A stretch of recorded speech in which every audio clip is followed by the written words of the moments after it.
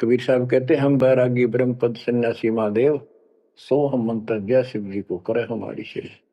उनको ज्ञान समझा सबको। ज्ञान इतना गजब का है, एक बार आत्मा जरूर पकड़ लेती है और नाम की भी इच्छा करती है, तो उस समय जब परमात्मा अपना ज्ञान सुना रहे होते हैं, काल निकल जाता है उस आत्मा से और आत्मा ध्यान से सुनती है, सत्य मान लेती है।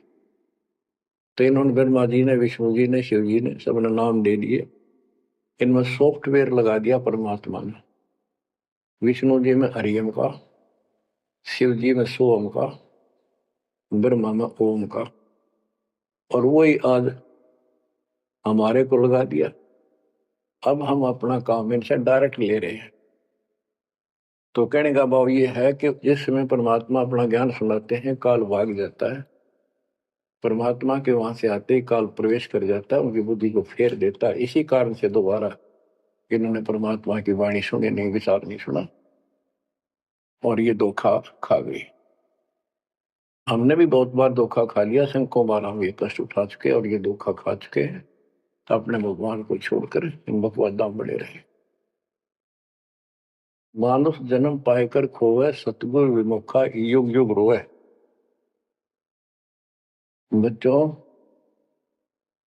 गिरी सतगुरु संगत छोड़कर लाख वर्ष जप कीन, इंद्रिय क्रम ना मोक्ष होए, अरे काल के आदि। जैसे आपको बार बार समझाया जाता है कि सतगुरु से विमुख होने के बाद हम आज से 600 वर्ष पहले परमात्मा से विमुख हुए थे। उसके बाद हम पता नहीं किन किन धर्मों में जन्मे, कभी भक्ति की कभी ना की।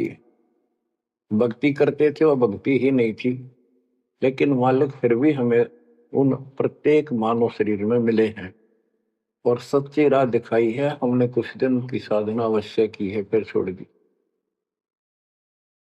और जिसके कारण परमात्मा हमें चार्ज कर गए। उस चार्जिंग के कारण आज तक आपके हृदय में मालिक की चाह और भक्ति की तरफ बनी हुई थी और मनुष्य जीवन मिलते रहे, क्योंकि हम 600 साल पहले गुरुद्रोही नहीं हुए थे, सतगुरु विमुख हो गए थे। सतगुरु विमुखा युग युग रोआ, मानुष जन्म पाकर खोए।